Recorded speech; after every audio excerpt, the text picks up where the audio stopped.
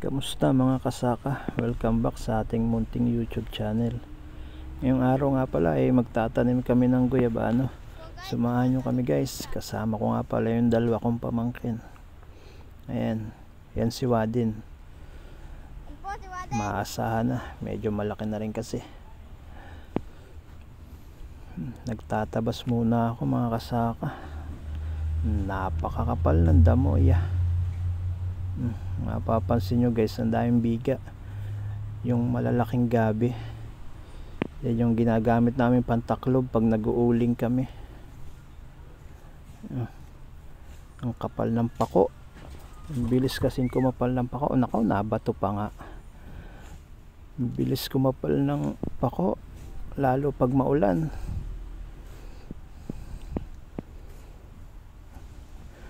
Kailangan tabasan, baka mamaya may ahas, madisgrasya pa tayo.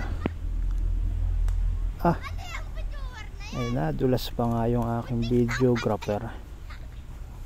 Ay pinagtawanan pa ng aking isang pamangkin. Ay kapal na ng pako mga kasaka. Yan, dito ko na itatanim yung una. Bali 3 peraso lang naman ito. Ako na lang din ang nagpunla nito. Yan guys, yan nga pala yung lipa kung tawagin. Napakakati ng dahon na yan pag napadikit sa balat. Sige, tabas. Kapal ng damo.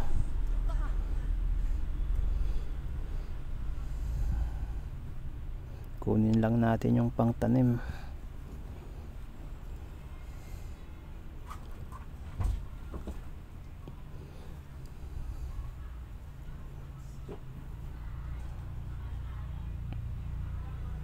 Yan, ang ganda na nung punla ko mga kasaka.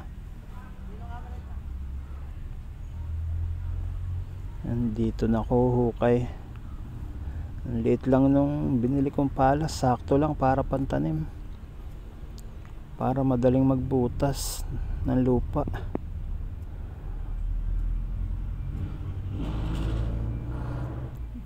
Sige, hukay.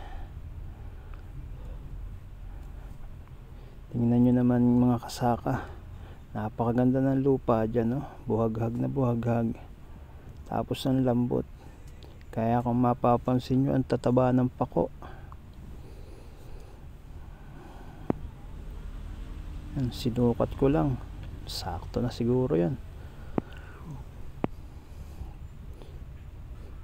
Dandahan ko lang itinaktak guys. Napakaganda na ng ugat mga kasaka. Talagang pang lipat na. Tatabunan ko lang yan. Ayun, si PM, napakasarap ng buhay. Yan, medyo inapakan ko yung lupa para medyo masiksik naman.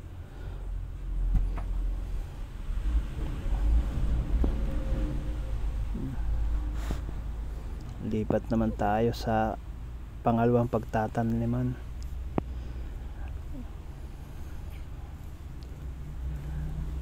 Ayan, kailangan ulit natin tabasan.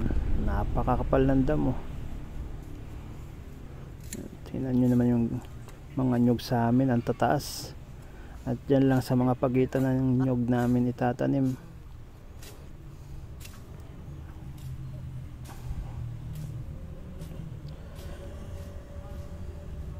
Kailangan linisin, kasi pag hindi nilinis, nakaw, hindi rin gaganda ang tanim.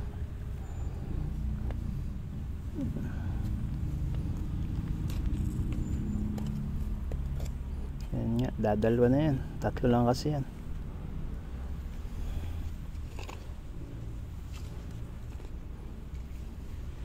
Kung mapapansin nyo, ang dami na ng sanga, kasi ako lang din ang nagpunla ng mga buto niyan. Nung medyo malaki na, pinutol ko na yung dulo para sumanga, para paglilipat ko marami na agad sanga. Yan, tandahan ko lang ulit tinanggal yung taniman, tapos rekta na ulit tanim. Yan. Kailangan lang wag mabasag o maputol yung mga ugat, mga kasaka, para mabilis makarecover.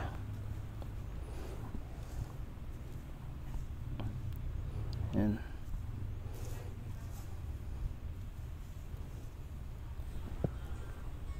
Gamasan ko lang yung konti. Yan. Nakakadalo na. Isa na lang mga kasaka.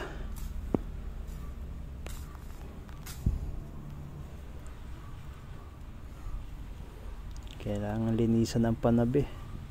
Ang bilis kasing humaba ng damo dito sa amin. Yan, last ball na mga kasaka.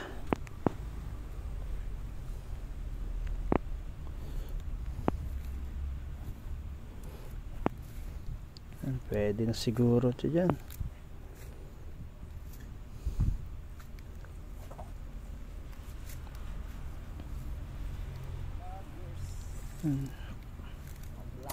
Linisin ko lang ulit para maganda pagtatanim.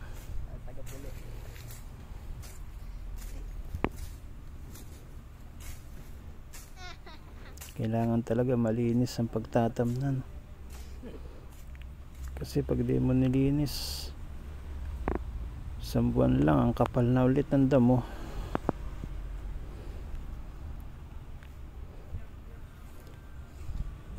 Okay ulit.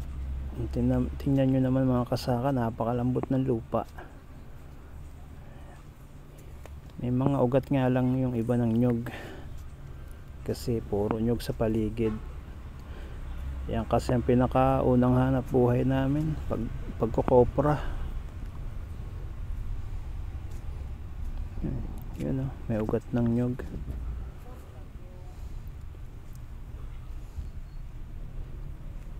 Sukatin ko lang ulit.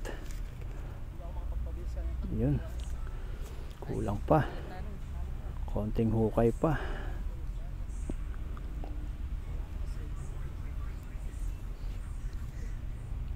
Takta ko lang ulit. Yun, napakaganda ng ugat. Tingnan nyo, ang dami na ng sanga mga kasaka. Dahil ugat ng pako, oh.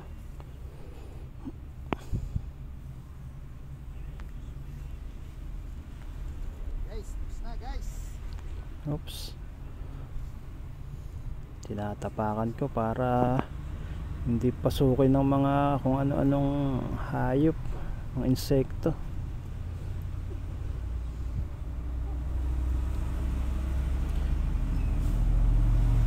Yun. Sa wakas, natapos din mga kasaka. Hanggang sa muli mga kasaka. God bless sa ating lahat mga kasaka. Nawa ay